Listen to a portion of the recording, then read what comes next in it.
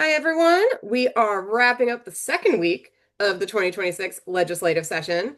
And despite a lot of assumptions, including from us, that the session would start slow, this week has proved us all very, very wrong. It has been fast and furious all week in the legislature. Absolutely. It may be getting cold outside, but things have been heating up rapidly in Annapolis. The House and Senate have had a lot of late night briefings, particularly around energy. And we've seen bill hearings for a few leadership priorities, including Senate Bill 245, which is prohibiting immigration enforcement agreements, and Senate Bill 1, which prohibits federal agents from wearing face coverings and masks. And we weighed in support of both of those bills. And it ended up being more timely than perhaps they thought, as there have been reports of ICE being deployed to Maryland with some confirmed sightings here in Howard County. So Well, I we, know in Baltimore, where I live as well, ICE has been out in Baltimore neighborhoods, and we've heard of people being swept up. So this is timely, and I'm glad the legislature's taken it up. absolutely. Well, and we also yesterday, in addition to the immigration, the ICE hearings, we had a hearing on one of our priority bills, which is Senate Bill 180, and that was on Thursday around fair housing testing. So basically, Maryland, 39 other states allow fair housing testers to record, to document discrimination. If a property management company is denying someone the ability to rent a property based on race, ability, or other protected classes. And that allows them to really have the best possible evidence and to take that to court to get enforcements and settlements. Maryland doesn't do that. And so this legislation has passed the Senate twice. We're hoping that third time will be the charm. It'll pass this year. And it allows us to do what 39 other states do, which is to use the best possible technology and tools to be able to document and root out discrimination in housing in Maryland. So important. And there is an action alert for that on our website if you want to get more involved. That is right. And we have another priority bill being heard next week, and that is Senate Bill 94. That's going to be in Senate Finance on the 29th. It is about earned wage access. And you may remember this from last year.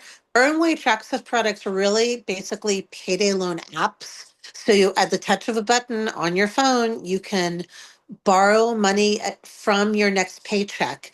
And in fact, these companies have been set up so that you pay them for the privilege of borrowing your own money.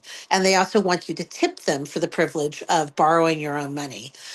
Legislation passed last year, and it is the first time in more than 40 years Maryland has opened the state up to payday lenders. There is legislation now to put some more important protections and guardrails around these kinds of payday loan apps, including looking at tipping, looking at how many times people can use an app during the month, and other kinds of caps. Also, this week we spoke with Governor Moore, Senate President Bill Ferguson, and House Speaker Jocelyn Pena Melnick at a press conference about surveillance pricing. And we're very excited to support the governor's bill, which is protection from predatory pricing, which looks at reining in the use of reams of personal data to set different prices for individuals at a grocery store. Basically, I could go in and pay one price for the bag of groceries, and my neighbor could pay a very different price. And we just think, again, everyone should pay the same price for the same bag of groceries. And that's certainly something we're feeling deeply as we have snowstorms approaching, and price gouging is so tempting when Yep, we're all desperately trying to get our milk and bread. So exactly. So on our sort of back end, we're currently tracking 72 bills, and we've already put in written testimony on 8, which is a lot for this early in the legislative session. A lot of our priority bills are still pending. We haven't seen those bill drafts come back. We haven't gotten our bill numbers quite yet. We're not behind. Today was the last day that a legislator could request a bill to be drafted. So at least that deadline has passed. The bill introduction deadlines are now the next big sort of line we need to get to. So it's February 9th in the Senate and the 13th in the House. we're going to see bill introductions like really ramp up through the next 2 to 3 weeks.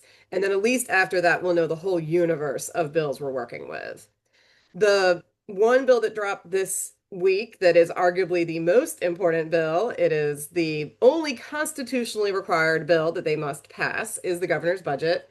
A reminder, the budget always takes three parts. You have the operating budget, you have the Budget Reconciliation and Finance Act, which is sort of a magical bill where they tweak budget allocations to make the operating budget work.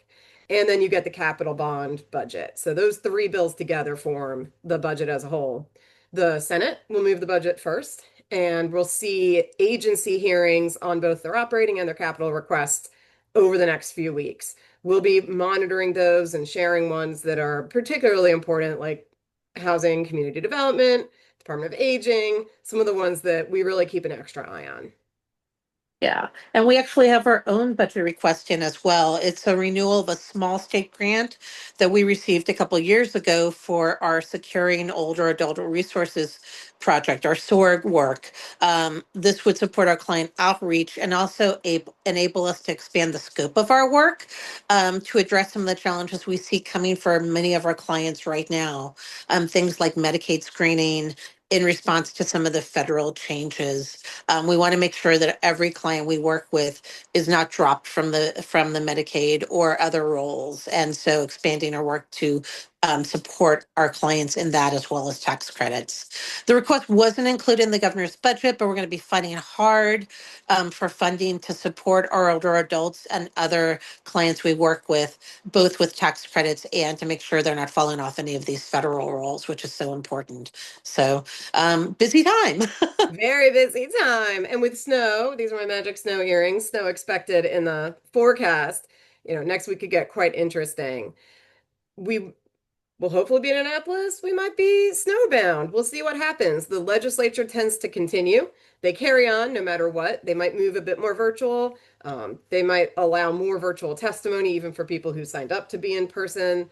But they proceed, and so shall we. So you can go to our website, www.econaction.org, to take that action alert on fair in support of fair housing.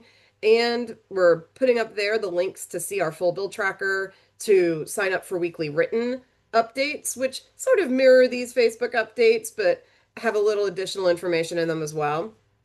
So please, use this time if you still have electricity to sign up and get involved, because we're one bill hearing down and many, many, many more to go. Many, many, many more. So thanks, everybody. Stay warm, stay safe in the snow, and we'll be sharing more updates next week. Thanks so much.